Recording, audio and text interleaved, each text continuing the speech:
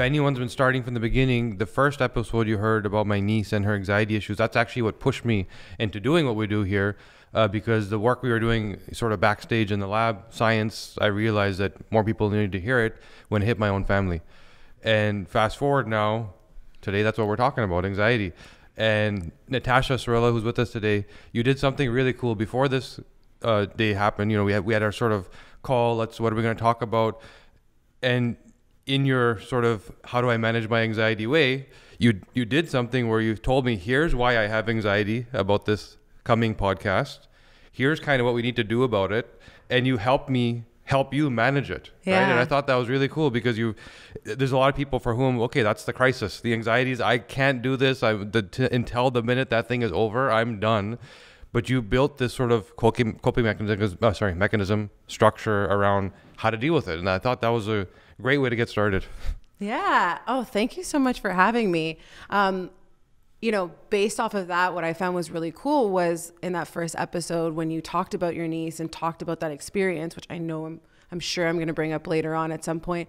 You know, I felt so connected to that, and so many light bulbs kind of came off for me when I was listening to this story and understanding your approach into anxiety and, you know, just kind of how our bodies process certain things. So I'm really excited. Thank you for having me. And yeah, to speak to that point of what you were saying about, you know, kind of what I do to manage my anxiety and why this is so fitting is I find for me the best way to kind of prepare for my day and to know that I will be able to cope with kind of what comes up is by just like acknowledging it, like acknowledging the fact that I feel anxious on a day-to-day basis. And that's not to say that can't change or that right. I don't have amazing days or I don't have really awful days, but just by acknowledging it and saying like, hey, I know what comes up for me. Like this is one small step I take every day.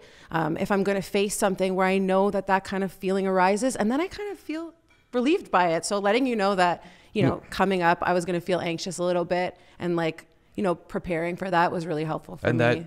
And there's that sort of burden of taboo, right? Where people don't want to, what you did, you owned it, right? Yeah. And you said, here's what I need to do. Here's how it's going to work for me. This is the structure that I need. And now you're flourishing, right? Exactly. Whereas I can't talk about this. It's embarrassing. You know, the people around me may not support it. So you might need to change that, right? Yeah. So that removing that taboo and making it a point of here's how I need to get stuff done, removed half your problem. Absolutely.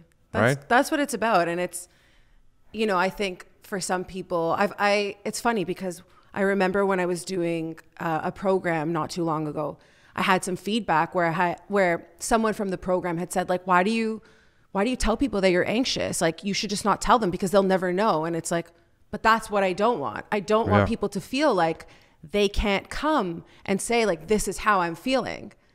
We need space for people to talk about it. Sure. And that's kind of where I think my platform even grew from, because I know we were speaking a little bit earlier for people that are listening.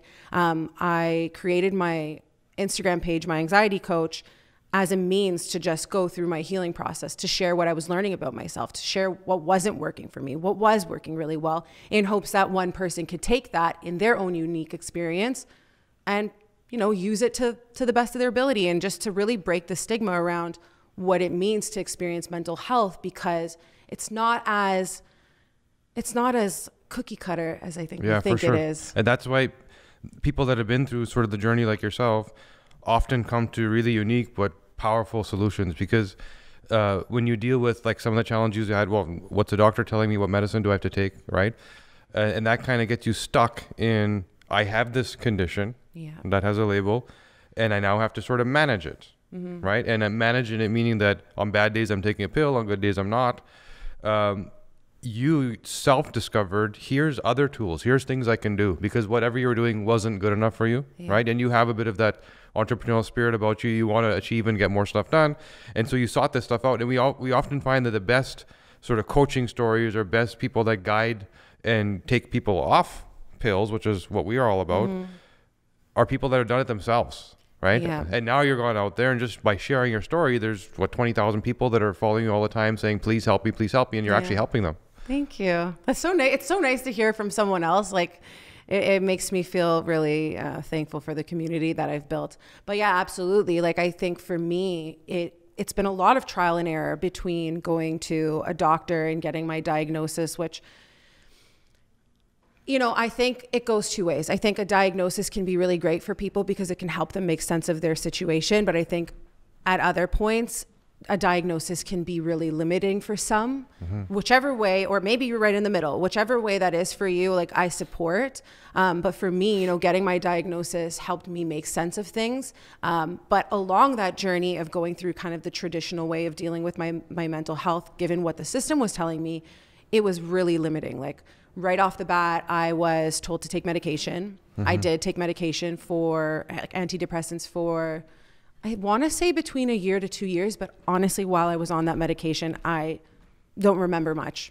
Oh, wow. Which is scary. It's scary to think that like that can happen to someone. And again, I'm not here saying like I would, you know, not encourage someone to do that. Like I'm all about personal choice, but for me, it was just a lot. And getting off of that and then having to go back through the like ups and downs of what my mental health looked like, to then seeing, you know, a therapist or seeing a couple of therapists and then moving to a mental health coach and then becoming a mental health coach myself. It's just really interesting to me. In that, like the way you describe that, how do you eventually, so you know, what you're told, you're growing up, doctor's going to help you, right? Where do you break away and all of a sudden you're saying, well, this is what I was supposed to do. And this is the authority. This is the person I'm supposed to follow. And all of a sudden I'm just going to do this myself. Right? How does that even happen? That's a big question for me because, you know, one of the attachments my anxiety has, like one of the ways my anxiety manifests is through kind of people pleasing and external validation.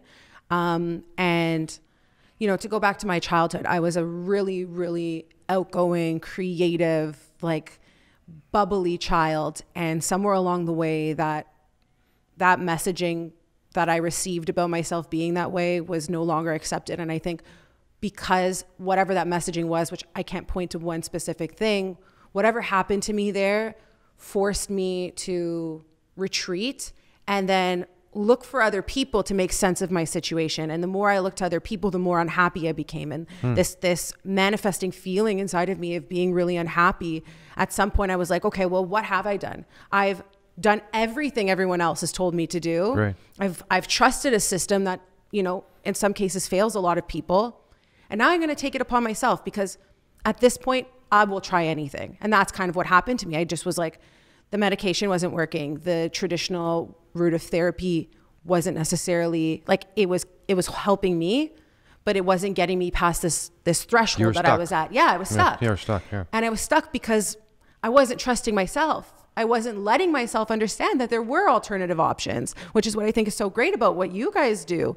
You know, like I've listened to the podcast, especially about your niece, and like the fact that you guys had gone to doctors and said like, there's a problem here, there's an issue here, like what's going on? And it was like, oh, come back next time it happens. Well, why are we coming back next time it happens? We don't know what the next time it happens looks like, right?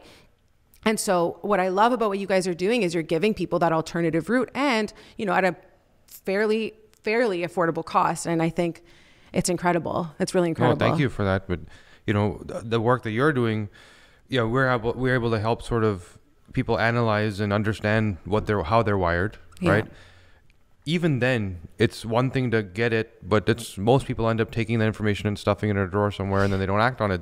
They need help from people like you to coach them through, and that's really where the behavior changing your habits, that habit formation is the key. Otherwise, you're still stuck. Even if I tell you, here's what's going on, right? For most people, that isn't enough. So how did you, when that day that you went from like, I'm managing myself to the first person that reached out to me saying, can you help me? Yeah. And you realize, hey, I'm actually a healer. When did that happen?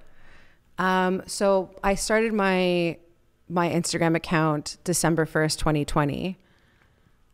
It's interesting. I was doing my business logistics recently and I was looking at when I started getting, you know, my paid, I don't love calling them clients either. I like to call them people I work with, people I collaborate with. Yeah. So I was looking and I noticed that I think it was already by March.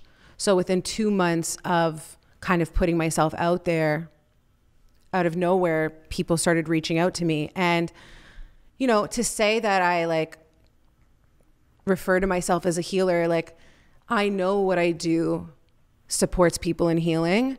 But it's still really hard for me to accept that. It's still hard for me to accept myself as an expert in an area. And you know why? And I think this kind of touches on what we were saying, is because we've been conditioned to believe that if someone has a degree behind their name, or if, you know, someone's gone to school for X amount of years, that they know more than someone who's actually gone through this experience. And so what I love about what I do is I can connect with people and I can make them feel seen and feel heard. And in a way, how do I put this? Like, in a way, it's not about having this perfect structure of what I'm going to deal or how I'm going to like support them.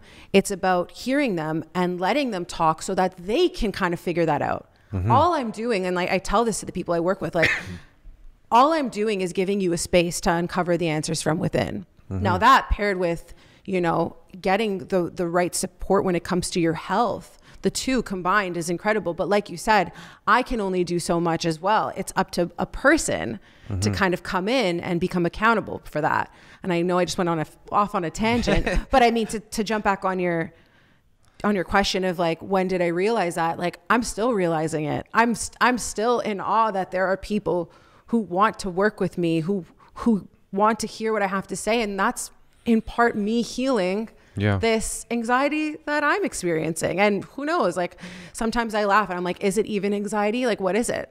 You know? Yeah. And I think what you touched on is important. You kind of need both. There's that, our system that we sort of criticize does a really good job of the acute, like let's solve the problem, right? And mask it. But the mask is often the Band-Aid, for which then you need also the support of someone like yourself mm-hmm. to say, okay, you've kind of dealt with it, right? The emergency is gone, but now let's heal you, right? Let's figure out, why did it happen? That why question is the most important thing that we don't ask, because it's so long as we've, you know, the emergency is gone, the fire's out, right? Then the why doesn't matter, because there's nothing to complain about. There's no pain point anymore, right? So that's where, you have to have the combination of both. And you'll find that eventually the second tier is where you sort of stay, right? That here's the healing, here's the coaching, because you start to discover the why, and you can then deal with that root cause. Exactly. And that was, you know, I think in that first podcast, I know I keep referring to it because I found it so powerful, but in that first podcast, you mentioned something of like, we're treating the symptom. Yeah. And you know, there are so many symptoms for so many of the same, like so many different things, right? But we're not giving people enough space to kind of explore that why. And that's what I want to do. I want to just continue to, you know, make people feel safe enough that they can figure out their why. And sometimes, you know, anxiety, for example, doesn't necessarily have a why. It doesn't have a trauma behind it. Like it doesn't, not a why, but it doesn't have a trauma necessarily associated with it. But I think it's still important that we have that time and that space and that capacity to be able to give someone the opportunity to explore the why, not to get pushed through a system where it's like, okay, you got this, this, and this, do this. Right. One size fits all. Yeah. So the people that you've dealt with, like you mentioned, this type of anxiety, are you starting to find that here's kind of the buckets people fit in of this? You look like you have this kind of anxiety and you have this kind of versus anxiety is this umbrella statement. Yeah. It's interesting. Like when I speak to the people that I'm working with, I'm trying to kind of, you know, understand who fits into kind of what categories. I work with a lot of people who experience health anxiety. So the minute they're feeling something in their body, it sets off that alarm clock to go and search the internet and figure out what the problem is. Right. Straight to a problem. And then I work with a lot of people who have anxiety around relationships and this idea of codependency. And, you know, for the aspect of the relationships, I find it a lot easier in some senses to kind of work through, because you can kind of like go back to patterns of relationships in their childhood or potential traumas that kind of came up there, and, you know, work through the sensations that come up when people are feeling anxious around their relationships. But I find that the health stuff is a lot trickier for me. You know, I've worked with people who have specific phobias of certain things, and I don't want to like obviously expose because confidentiality reasons, but that is where I struggle. Right. And we're kind of getting to that point of understanding that a lot of the people who have the fears around health typically have a fear that's deeply rooted in not having control, deeply rooted in the fear of loss. It can be it can be death, or it can just be whatever the case may be. But again, the control aspect around it. But I would say relationships and health are what I'm seeing the most of right now. So that's interesting, because the way we look at, when I was talking about different buckets, I was expecting you to say something very different. Yeah, what were you expecting, if you don't mind? I was assuming that you saw the same thing we saw, but what you saw is really cool because you're seeing it in context. So what we see is different types of anxiety, right? And it's awesome because in what you're saying, I can kind of see what we're saying in it. And let me sort of break that down. So what you said is, I'm seeing a lot of health anxiety and a lot of relationship anxiety, right? Because people are coming to you with their pain point. They're saying, this is what's causing me the problem. What we're seeing is there's people that have sort of a low functioning anxiety, meaning that it's kind of a burden on them, right? That they constantly need help. It slows them down. Then there's more of like a high functioning anxiety where they're progressive about it's actually pushing them, right? And it makes them entrepreneurial, and it makes them, because every little detail bugs them and they're just constantly pursuing stuff because of the anxiousness, right? So that context, what we're talking about is sort of a profile, right? Here's the different neurological profiles, the chemicals that drive these two. You're saying here's the context in which those things express. Here's the two big areas that trigger those problems, right? So that's really awesome because we don't get to see that stuff. So so really what's burdening people is this sort of fear of what's out of their control, right? Which health would be the biggest thing, right? Exactly, right? And then the relationship, which is, again, it's a sense of control thing, because I don't know if what I'm doing is right. If I'm, am I making the right decisions? Am I causing this? Are they causing it? All those questions. And the health one, we see it a lot, but I don't think we address it to the degree that you address it, because we just see it as part and parcel of someone being sort of ill, that they're going to have this constant, battle with, what do I have? What do I control? What do I do? And eventually they settle on something that works and they're happy. But that's what they're actually working with you on. That's crazy. It is really interesting. And at times I definitely feel stuck in that because, from a coaching perspective, like, I can only do so much when it comes to the health aspect. We can kind of talk about all that, but I don't know. It's a big topic when I think about the health. I get health it, because anxiety. you're saying that you can't get into the health problem, right? But you can get into why they're coming to you is not the health problem. No, they're burdened by the anxiety that is saying, I can't deal with my health problem because I can't get off my laptop question. I can't stop thinking about what's going to happen. Is it this? Is it that? So that's really where they need your support. Is, help me think about this properly.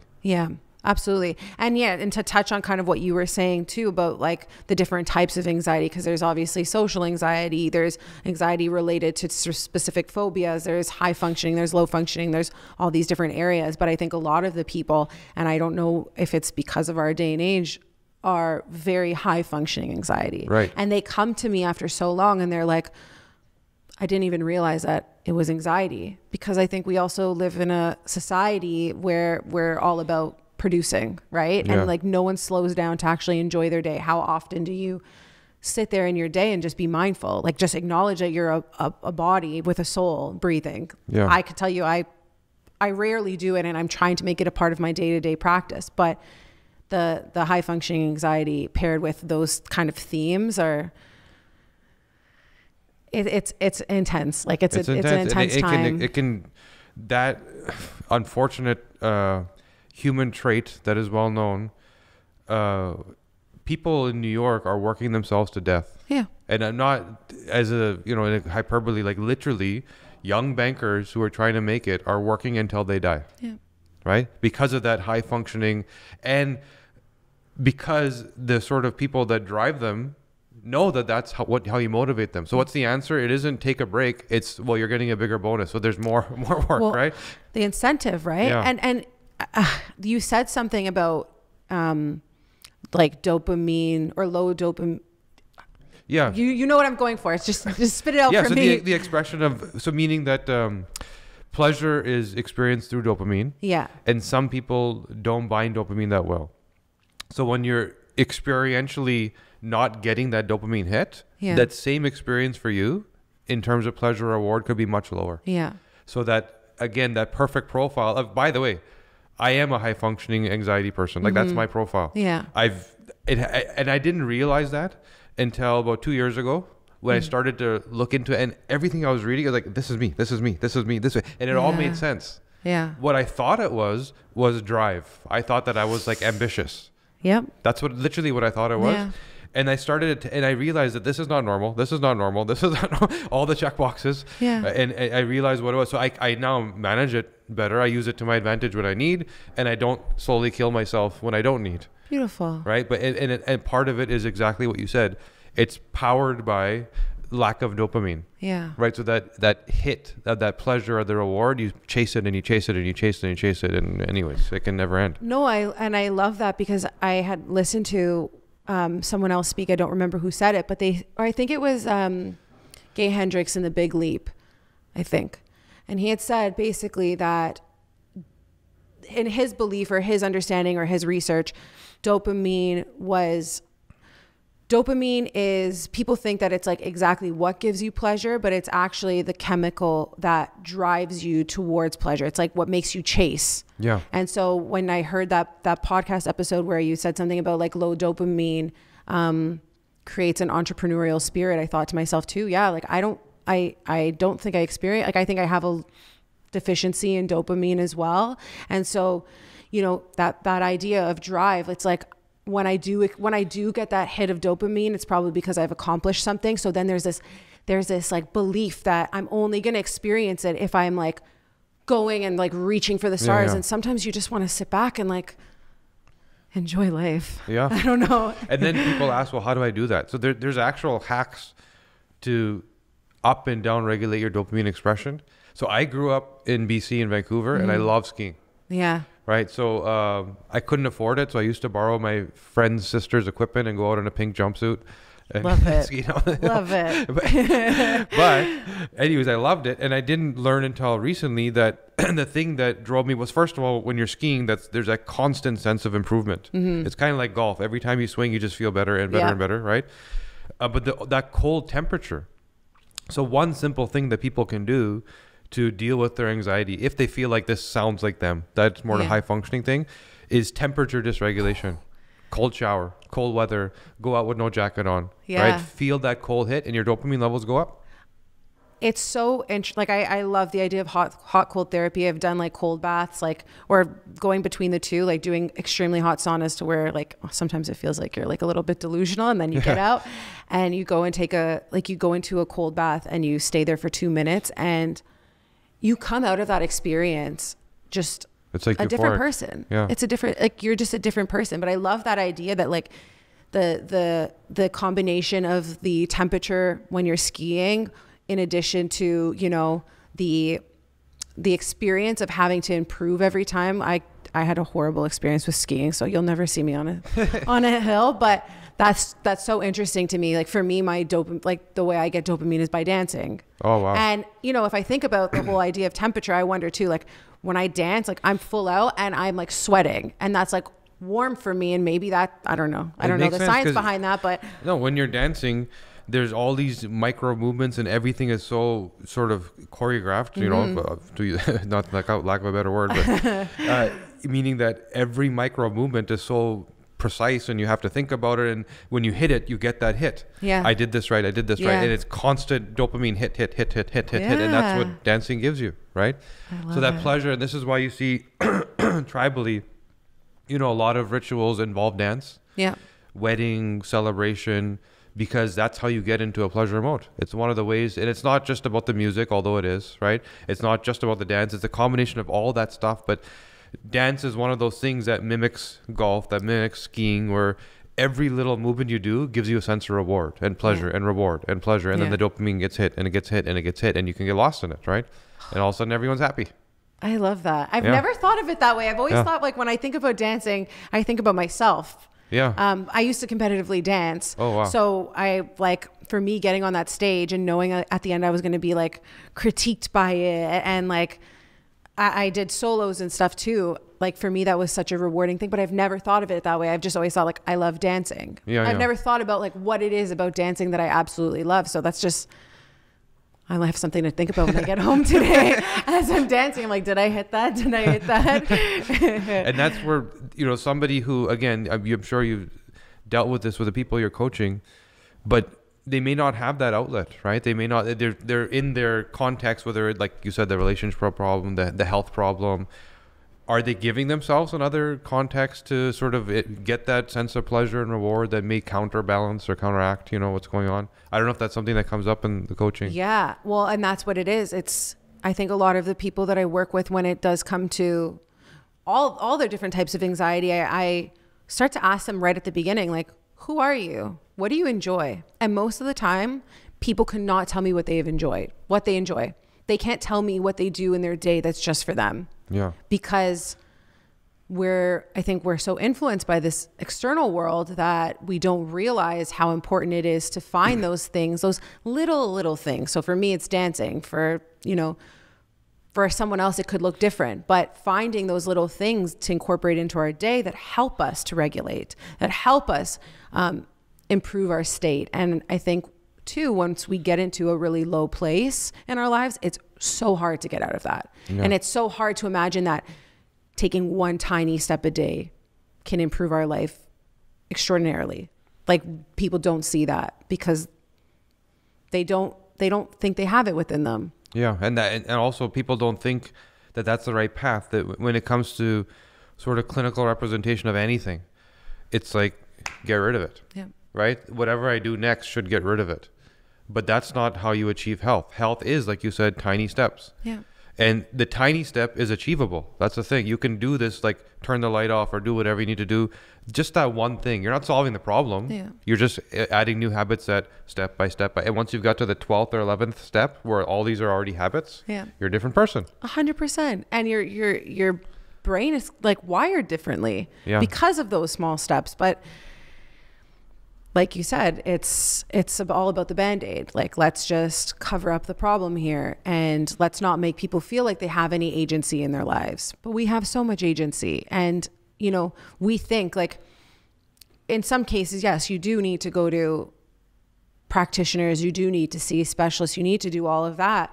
But at the end of the day, like you said, you can give a person a list of things that they can do that are going to help them. But it's ultimately up to them. And I think we don't necessarily live in a society that makes us believe that we have control over our lives. Mm-hmm. And that's what I aim to do. I aim to do like exactly that, to show people in those conversations that when you take that small step and you're able to say no to someone that you weren't able to say no to it for so long, like that's a win. And we're going to celebrate. And that's what we do. We celebrate. We are literally on camera. I've had days where like, we will like jump up and down and celebrate because for some of us that doesn't look like an accomplishment. And I think it's really important to kind of emphasize those accomplishments in order to start to heal whatever it is that we're going through. When somebody actually does that thing, like saying no to someone, and that's very challenging for most, right? And everybody can already think of who that person is for them, right? So, and being able to do that thing that you've been sitting on for 2, 3, 4, 5, 6 years, whatever, not doing it, that sense of relief, right? That the anxiety of like, I wake up every day knowing I haven't dealt with this thing, and that's just going to compound and compound and compound. And all of a sudden one small habit, one small change, the relief and that burden that's removed from you, you know, it's not just, it's everything. Your stress levels go down, cortisol, you have more energy, you're sleeping better, you know, and it could just be that one thing. Just say no. Yeah, absolutely. But it's important and it's challenging, but I agree. Like, I know that when I started to learn boundaries, everyone loves the word boundaries, but when I started to learn boundaries, I was able to like really turn my life around, but not just turn my life around in the relationships that I had, but just feel better, like physically feel better. Like when you do something that you've been putting off for so long, it literally feels like rocks on top of your shoulders have been taken off of you. And I just think it's so powerful. Like, yeah, that's awesome. These two contexts you talked about, the relationship issues, and then the health issues. So let's start with the relationship one. What are the sort of big 2 or 3 things that you end up telling people? Or, you know, that sort of constant theme, like here's the stuff that kind of always comes up. Here's what they need to do. Here's that. Because there's some people that may not go to the extent of getting coached, or may not even get diagnosed, but they're starting to hear this. It sounds familiar. Yeah. What are those 3 big things that they should be doing? I would say if it comes to things around relationship and you find yourself constantly like indulged in your relationship and that's all you think about day in and day out, and you're worried about it, or you're withdrawn from it, because like relationship anxiety can look very different. Some people are like very attached to the people that they're dealing with. And I don't even mean like intimate relationships. It can be kind of anything. It can be familial, it can be platonic, whatever the case may be. It can be relationships at work.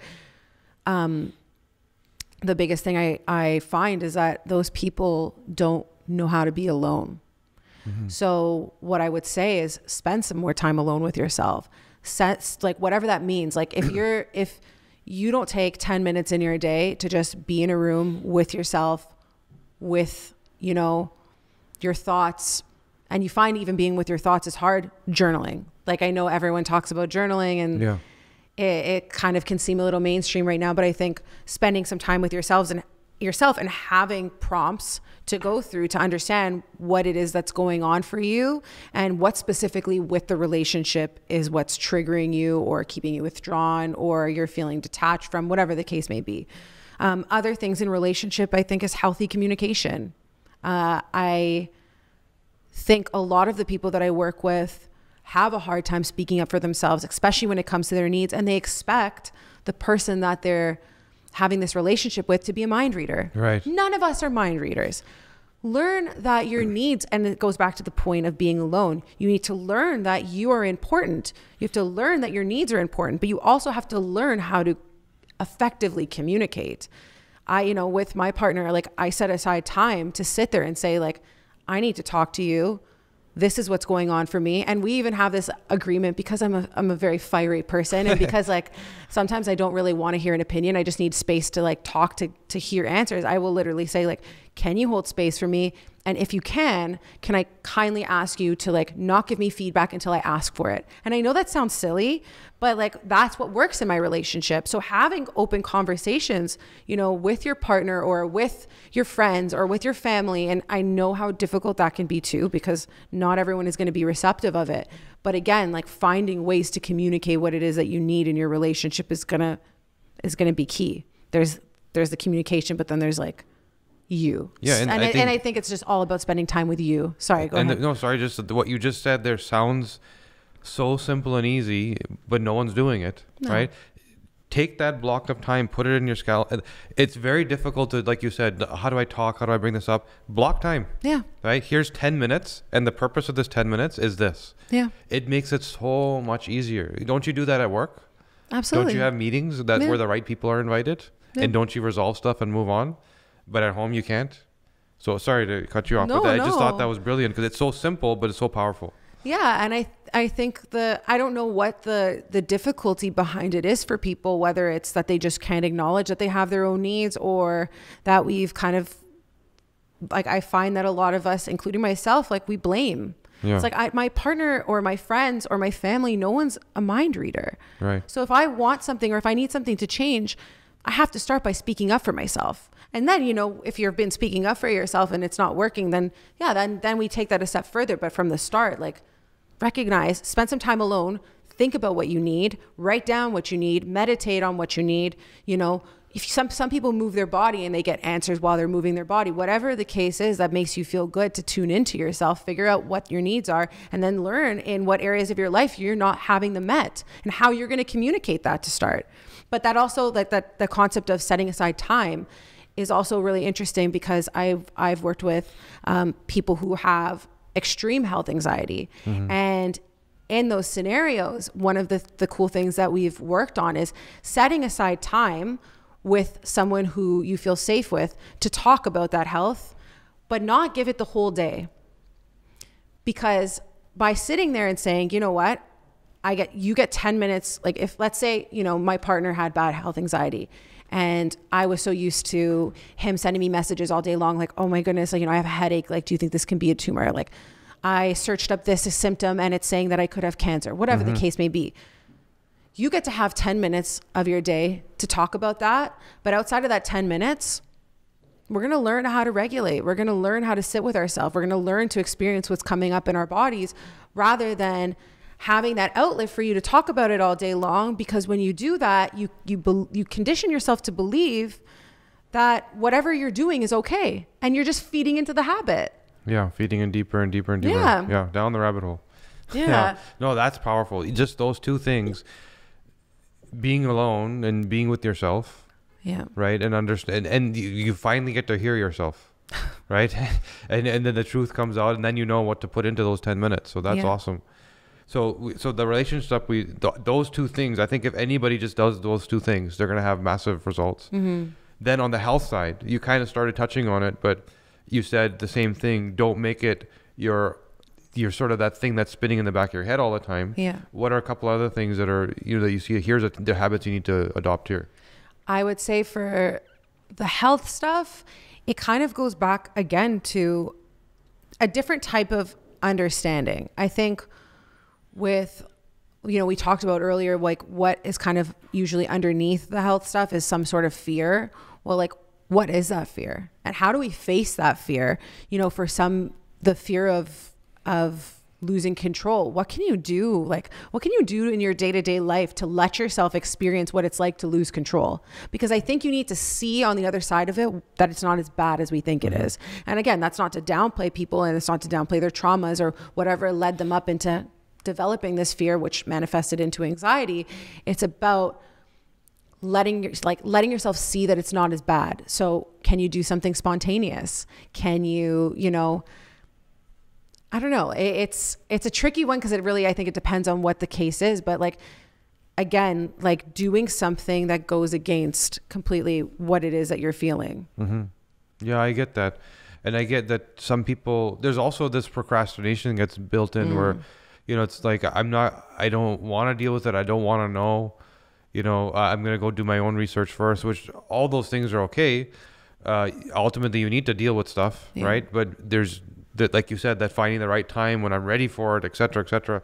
But that procrastination really, I've done it myself. Yeah. I remember a swelling in a lymph node here. Yeah. And my solution was just to touch it every 5 minutes for like 5 days, right? Like, is it still swelling? Yeah, it's still, there's a bit of a lump, right? But I should have ran to somebody to seek out what it is, right? Yeah. It wasn't a big deal in the end, but that procrastination I know kicks in. So it's interesting because there's the procrastination piece. And then most of the people that I like work with that have health anxiety are usually like the complete other extreme. Like they will go to their doctor, they will call 100 times. Like they will be so on it. And it's, you know, I think it's like whatever you're going to find out is going to be as hard as it's going to be, whether or not you know about it in advance. So yes, I agree with like what you're saying is go get the help. If you're procrastinating on the help, go get the help. But I think there's also that piece around like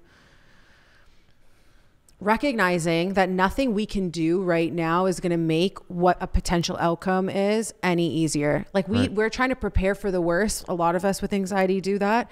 When in reality, when it hits, if it hits, most of the time it's if it hits, like that doesn't, knowing or anticipating it didn't necessarily make it all that better because we don't want to deal with pain. And I think something interesting to think about too, when you were saying all that, I was thinking too about how we become so comfortable being uncomfortable, but not like uncomfortable in like just a good get used way. to it. Yeah. You just get used to it and it becomes your norm. And it actually is what you've told yourself is safer. Like we think it's safer to have anxiety and to prepare ourselves, but it's not. Especially like when you get into cultural things and familial stuff, like the pain of the relationship problem, it's part of life. I got to deal with it, right? And it's gonna just keep going, and that will slowly kill you. Yeah. Right. So for yourself, so you're now sort of at the tail end of this journey. I know you said you're never gonna stop learning or improving. What's that? Who are these two different people? How did it start, and who are you now? What does it look like? Oh my goodness.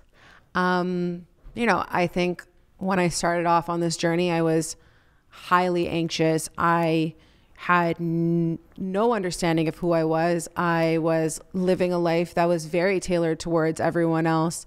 And just generally unhappy and unhealthy.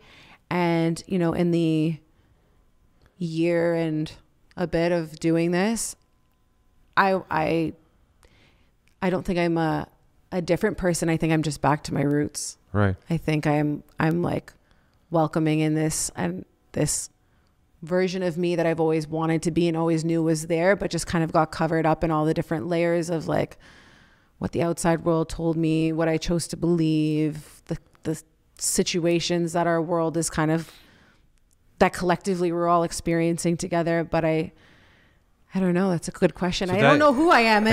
I'm still learning. It makes sense because so you talk about this nature versus nurture stuff, right? Yeah. And it's like, well, how many 5-year-old kids have anxiety issues? There may be some, but it's not, compare that to adult population, very different number.